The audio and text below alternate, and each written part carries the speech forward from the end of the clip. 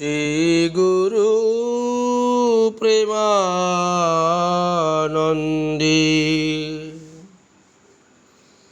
নিতাই গৌর সীতানাথ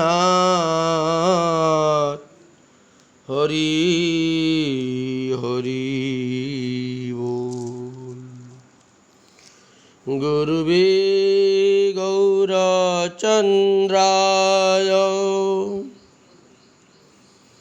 রাধিকায় তদালয়ে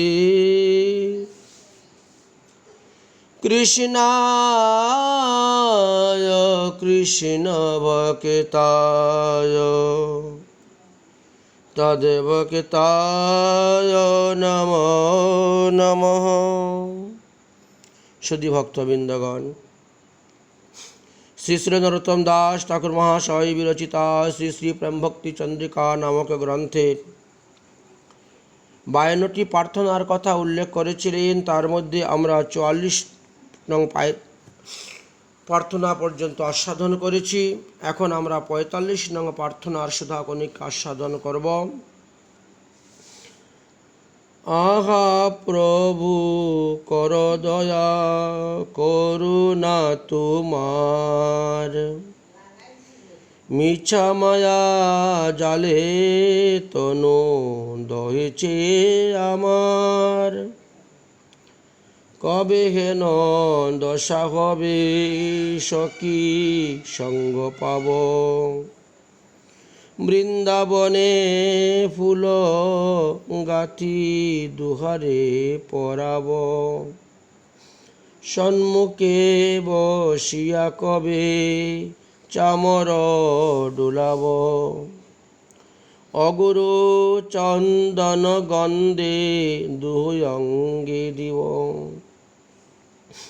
সখীর আজ্ঞায় কবে তাম্বুল যুগাব, সিন্দুর তিলক কবে দুহুকে পরাব।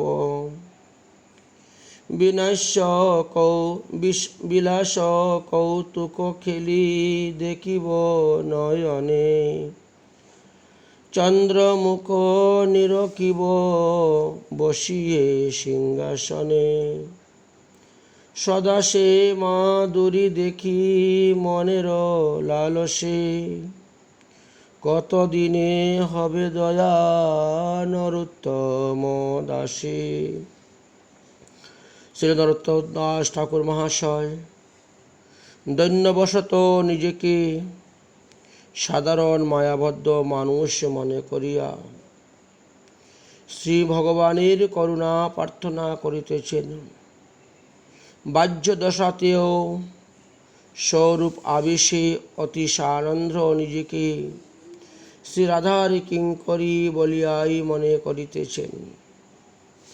প্রার্থনার পরিপাটিতে তাহাই বোঝা যায়। প্রথমত বলিতেছেন, আহা প্রভু কর দয়া করুণা তোমার, মিছা মায়া জালে তনু দহিছে আমার। প্রেমের মূরতি হইয়া হও দৈন্যবশত নিজেকে সংসারী মানুষ জ্ঞানে শ্রীকৃষ্ণ চরণে প্রার্থনা করিতেছেন। আহা প্রভু শ্রীকৃষ্ণচন্দ্র, এই দিনজনকে দয়া করো, মিথ্যা মায়া জালে আমার দেহ দগ্ধ হইতেছে। তোমার করুণা ভিন্ন এই মায়ার কবল হইতে নিস্তার লাভের কোনো উপায় নাই। শিল ঠাকুর মহাশয়ের এই উক্তিতে সাধক জগতের শিক্ষণীয় বিষয় এই যে, শ্রীকৃষ্ণ বহির্মুখ জীবকে দণ্ডদানের নিমিত্ত এই মায়া জীবের শুদ্ধ চিতানন্দ স্বরূপকে আবৃত করিয়া পাঞ্চভৌতিক নশ্বর দেহকে আমি বুদ্ধি এবং দেহ সম্পর্কিত স্ত্রী পুত্রাদিতে মমত্ব বুদ্ধি প্রদান করিয়াছেন। ইহা মিথ্যা জাল মাত্র। ইহারই নিমিত্ত স্বস্বরূপ ভ্রান্ত জীব চিৎ আত্মা বা আনন্দ স্বরূপ হইয়াও দেহ দেহিকাদিতে আমি আমার অভিমান বশত নানা জনিতে তিতাপাদি জ্বালা এবং পাপকর্ম নিবৃত্তির নরকাদিতে ভয়াবহ দুঃখ জ্বালাদি ভোগ করিয়া বেড়াইতেছেন। শ্রীকৃষ্ণের বহিরঙ্গা শক্তি মায়া, শ্রীকৃষ্ণের শক্তিতে শক্তিমতী। সুতরাং ক্ষুদ্র জীবশক্তি জ্ঞান যুগাদি সাধন সম্পন্ন হইলেহ এই মায়াশক্তির সহিত প্রতিদ্বন্দ্বিতা করিয়া পারিবার উপায় নেই। একমাত্র ভগবৎ পাদপদ্মে শরণাগতিরই এই মায়া কার্যের নিঃসরণ হইতে পারে। তাই শ্রী ভগবান শ্রীমুখেই বলে গেলেন গীতার সপ্তম অধ্যায়ের 14 নম্বর শ্লোকেতে, দৈবী সাঙ্গুণময়ী মায়া দূরত্বয়া মাম বহি প্রপদ্যন্তে মায়ামেতাং তরান্তিতে। হে অর্জুন, জীবী মোহিনী গুণময়ী আমার বহির্মায়া বহিরঙ্গা মায়াশক্তি দ্বারাই চলিত।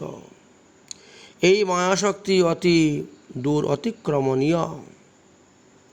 যাহারাই আমার চরণে শরণাগত তাহারাই এই মায়াকে অতিক্রম করিয়া থাকেন। এই জন্য মায়াজাল হইতে উত্তীর্ণ হওয়ার নিমিত্ত শ্রীকৃষ্ণের করুণা কামনা করা হইয়াছে। মায়াজাল হইতে বিমুখ লাভের নিমিত্ত ভক্তের নিকটে প্রার্থনা করতে হয়। ভগবানের সেবা প্রাপ্তি তাহাদের প্রকৃত আকাঙ্ক্ষিত বস্তু, তাই মায়া মুক্তি আনুষঙ্গিক। এই জন্যই স্বরূপাবিষ্ট শ্রীল ঠাকুর মহাশয় কবে হেন দশা হবে বলছেন। কতদিনে হবে দয়া? নরোত্তম দাস এই অবশিষ্ট পদ্যাংশে শ্রী রাধা মাধবের সেবা এবং তাহার মাধুর্য আস্বাদনের প্রার্থনা জ্ঞাপন করিতেছেন। হায়, কবে আমার সেই দশা হবে যেদিন সখীগণের সঙ্গ লাভ করিব। সেই অন্তর্জুড়া চির প্রতীক্ষা লইয়া বসিয়াছি। গৌরীয় বৈষ্ণব সাধকেও এই অনন্য প্রতীক্ষার প্রয়োজন। স্বরূপে আদেশে অতি সূক্ষ্ম বস্তু, ইহাতে এই প্রতীক্ষা সাধকের চিত্ত উদিত হয়। আমি যে রাধা দাসী, এই মায়িক বিষয়ে বিশ্বের সঙ্গে আমার কি সম্পর্ক? মায়িক দেহ দেহিকাদির সবই নশ্বর, সবই যাইবে। শ্রী রাধার চরণতলে ব্যতীত আমার তো আর দাঁড়াইবার কোথায় স্থান নেই। স্বরূপাবিষ্ট সাধকের এই ভাব জাগিবেন। সখীগণের দর্শনের নিমিত্ত, তাহাদের সঙ্গ প্রাপ্তির নিমিত্ত অন্তর ব্যাকুলিত হইবে। শ্রীল ঠাকুর মহাশয়ের চিত্তে কি ব্যাকুলতা! আর্তিভরা প্রাণের প্রার্থনা করিতেছেন, হায়, কবে সখীগণের সঙ্গী লাভ করিব? সখীগণের আদেশে কবে বৃন্দাবনের কুসুম চয়ন করিয়া মালা গাতিয়া রত্ন সিংহাসনের উপরে বসাইয়া রাধাকৃষ্ণর গলায় সেই মালা পরাইব? শ্রী শ্রী রাধা মাধবের রূপ গুণ লীলা মাধুর্যে সারা বিশ্ব উজ্জ্বলিত হইয়া উঠিবে। সখীগণ চারিদিকে রাধা মাধবকে ঘিরিয়া বসিবেন। কত শত হাস্য পরিহাস্য রসের তরঙ্গ উচ্ছ্বাসিত হইবে। আমি সেই অপূর্ব রসতরঙ্গে সম্ভ্রমণ করিতে করিতে যুগলের নিকটে গিয়ে চামর ডুলাইব। কখন বা সুবাসিত অগরু চন্দন দ্বারা যুগলের অঙ্গ চর্চিত করিব। কখনো সখীগণের আদেশে যুগলের শ্রীবদনে সুবাসিত তাম্বল বাটিকায় অর্পণ করিব, কখনো বা উভয়কে তিলক সিন্দুর আদি পরাইব। পরস্পরের উপমাদরী দর্শনে উভয়ই বিলাসে বাসনায় অধীর হইয়া পড়িবে। যুগলের বিলাস বাসনা বুঝিয়া সখী মঞ্জুরিগণ সকলেই কুঞ্জের বাহিরে গমন করিবেন। কুঞ্জ অভ্যন্তরে আমি অবস্থান করিয়া যুগলের অপূর্ব কেলিবিলাসী দর্শন করিয়া মগ্ন হইব। যুগলের সেই কেলিবিলাস কৌতুক কুঞ্জ রন্ধ্রে নয়ন দিয়া প্রাণ ভরিয়া দর্শন করিব।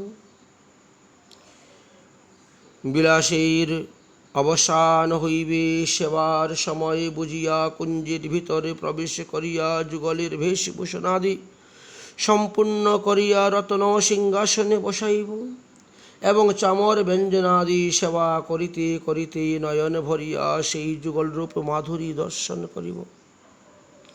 আমার মনের এই চির লালসা, হা প্রভু, কবে এই দিন নরোত্তম দাসের প্রতি তোমার করুণা হবে?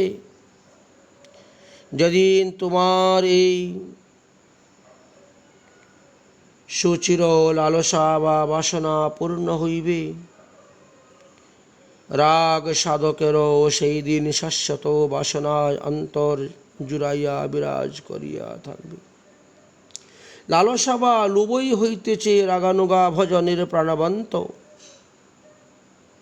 মহারাজ বলিয়াছেন, মহাজনগণ বলিয়াছেন, ঘার লৌলিকে কৌলভ্যাত নিত্যসিদ্ধা মঞ্জুরি গণের যুগলের প্রতি ভাব পরিপাটির কথায় শুনিতেই লোভ জাগে। তত্ত্ব ভাবাধি মঞ্জুরি গীর্ষতব্যম ধৈর্যাবপদকতে নত্র শস্রং নৌ যুক্তিংশ্চ তনুভসংবৃত্তলক্ষণম। শ্রীমদ্ ভাগবত বা রসিকী ভকতকৃত্য যেসব লীলা গ্রন্থসমূহে নিত্যসিদ্ধ ব্রজবাসী পার্ষদগণের শ্রীকৃষ্ণের প্রতি যেসব ভাব পরিপাটি বর্ণিত হইয়াছে, তাহার মাধুর্য বার্তা শ্রবণে শাস্ত্রযুক্তি নিরপেক্ষভাবে যে ওই প্রকার ভাব মাধুর্য অবিলাসে, তাহাকে লোভাত উৎপত্তির লক্ষণ বলা হইয়াছে। শিল ঠাকুর মহাশয় এইসব প্রার্থনা পদের শ্রবণ কীর্তনে মঞ্জুরি ভাব সাধকের চিত্তে শ্রী শ্রী রাধা মাধবের সেবা মাধুরী এবং রূপ মাধুরী আস্বাদনের লালসা জাগরিত হইবে, ইহাতে বিন্দুমাত্র সন্দেহ নাই। আমরা এইভাবে ৪৫ নং আস্বাদন করলাম। তারপরে আমরা ৪৬ নং প্রার্থনা পদ আস্বাদন করব।